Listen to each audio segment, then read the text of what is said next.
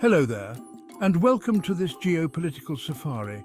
Tonight, we're talking about a predator often ignored, Russia. Yes, that Russia.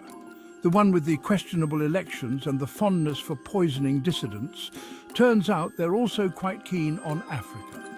Now you might be thinking, Russia in Africa? Is that some new borscht-flavoured colonialism? And the answer, my friends, is a resounding kind of. See, while the West has been busy with its own brand of, shall we say, intervention, Russia's been quietly setting up shop across the continent. Think of it as that friend who crashes on your couch, eats all your food, and then helps by rearranging your furniture. You didn't ask for it, but hey, at least they brought vodka, right? This isn't just about historical ties or Cold War nostalgia. This is about power, resources, and a healthy dose of geopolitical trolling. So buckle up, because we're about to dive into the wild, wacky, and often worrying world of Russia's African adventure. Russia's approach to diplomacy in Africa can be summed up as the enemy of my enemy is my friend. This strategy has deep historical roots and has been a cornerstone of geopolitical maneuvering for centuries. By aligning with those who are ostracized by the West, Russia not only gains new allies, but also creates a counterbalance to Western influence in the region. Or, more accurately, the dictator the West refuses to shake hands with is my new best buddy.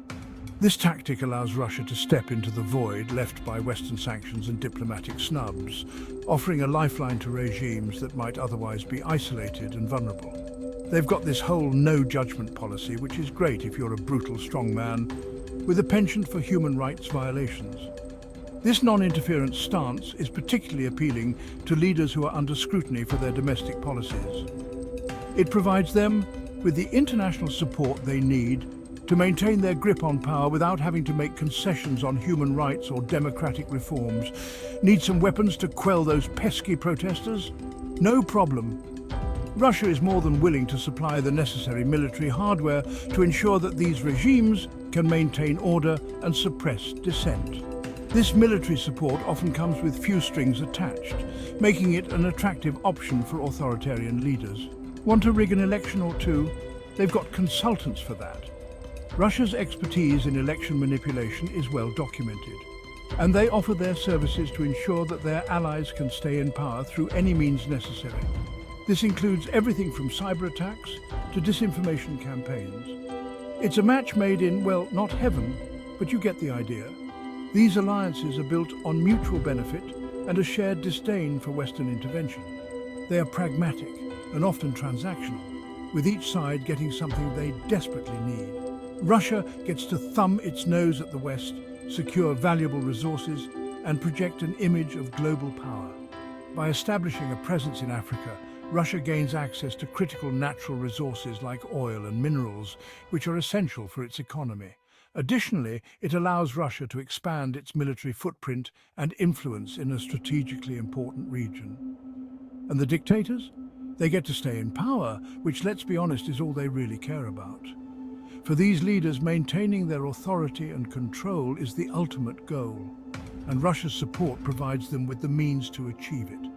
This often includes financial aid, military assistance, and political backing on the international stage. It's a cynical game, to be sure, but one that Russia seems to be playing rather well. The geopolitical landscape is often compared to a chessboard, with each move carefully calculated to gain an advantage. Russia's strategy in Africa is a prime example of this, as they navigate complex international relations to strengthen their position. Of course, this being international politics, there's always the risk of getting played yourself. Alliances can be fickle, and today's friend can quickly become tomorrow's adversary. The stakes are high, and the consequences of miscalculation can be severe. But hey, at least it makes for some interesting bedfellows. The world of international diplomacy is full of unexpected partnerships and strange alliances, and Russia's dealings in Africa are no exception. These relationships are often complex and multifaceted, reflecting the intricate nature of global politics. Let's be honest, folks. No one goes to a friend's house just for the company. Sure, we love our friends, but there's always something more that draws us in. Maybe it's the promise of a delicious meal, a fun game night, or perhaps a peek into their latest tech gadgets. Especially not when that friend has a basement full of gold. Imagine walking into a house and finding a treasure trove right beneath your feet. It's not just about the gold itself, but the allure of wealth and the stories that come with it. And Africa? Well, Africa's got a whole continent's worth of goodies. From the vast savannas to the dense rainforests, the land is rich with natural resources that have been the envy of the world for centuries. We're talking oil, gas, diamonds, gold, uranium, cobalt, you name it, Africa's probably got it. These resources are not just valuable, they are essential for the global economy. They power our cars, fuel our industries, and even make our smartphones work. And Russia knows it. They've been busy signing deals and securing access to these resources like a kid in a candy store. It's a strategic move, ensuring they have a steady supply of these critical materials. But it's not just about digging stuff out of the ground anymore. Modern mining operations are sophisticated, using advanced technology to extract resources more efficiently and sustainably.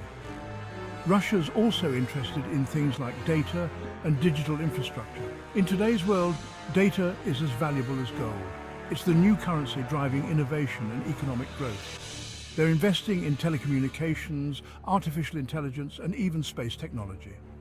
These investments are not just about immediate gains, but about positioning themselves for the future.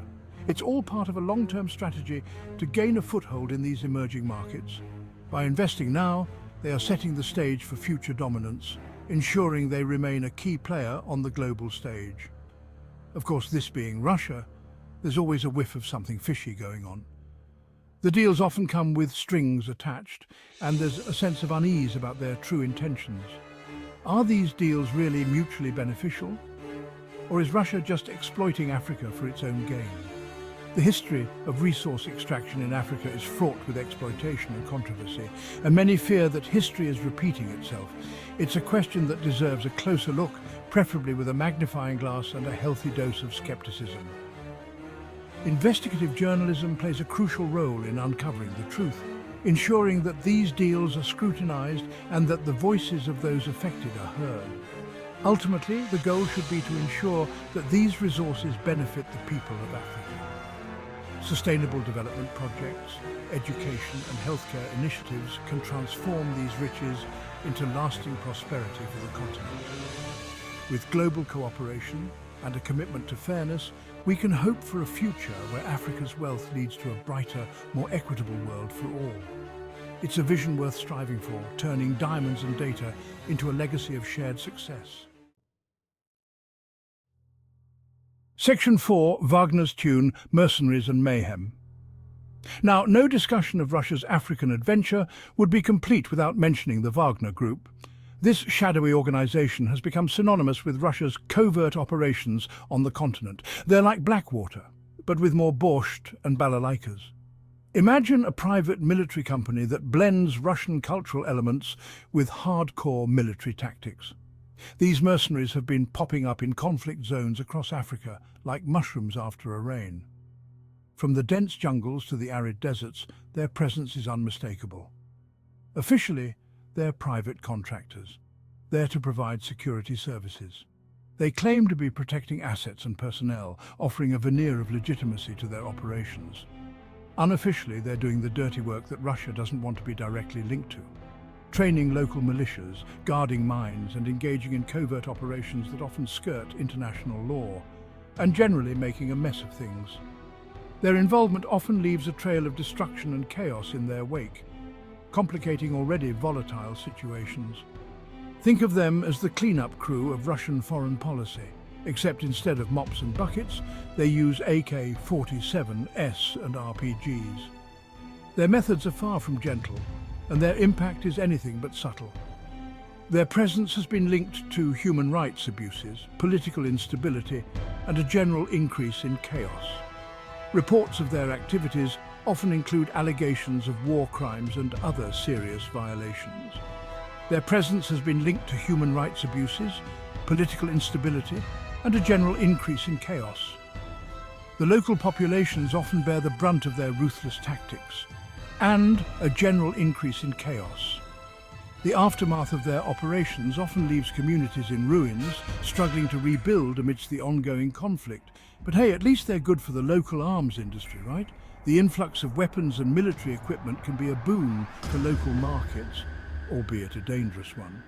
The Wagner Group is a prime example of Russia's willingness to operate in the shadows, using unconventional tactics to achieve its goals. Their operations are often shrouded in secrecy, making it difficult to ascertain the full extent of their activities.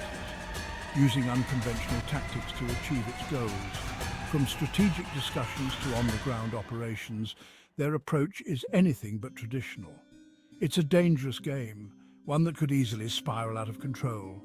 The delicate balance of power in these regions can be easily tipped, leading to widespread instability. But hey, what's a little geopolitical instability when there's money to be made and influence to be peddled? For those pulling the strings, the potential rewards often outweigh the risks, making this a high-stakes game with global implications. Section 5, The New Scramble for Africa, a farcical tragedy. So there you have it. Russia's back in Africa and it's brought its A game, or at least its B game, with a few A-list mercenaries thrown in for good measure. It's a situation that's both absurd and alarming, a sort of geopolitical tragicomedy. On the one hand, you've got Russia playing the role of the benevolent partner, offering development aid and military cooperation. On the other hand, you've got them propping up dictators, grabbing resources and generally acting like they own the place. It's a new scramble for Africa. But instead of pith helmets and colonial maps, it's all shady deals, disinformation campaigns and mercenary armies. The stakes are high, the players are ruthless, and the outcome is far from certain. One thing's for sure, it's going to be a bumpy ride.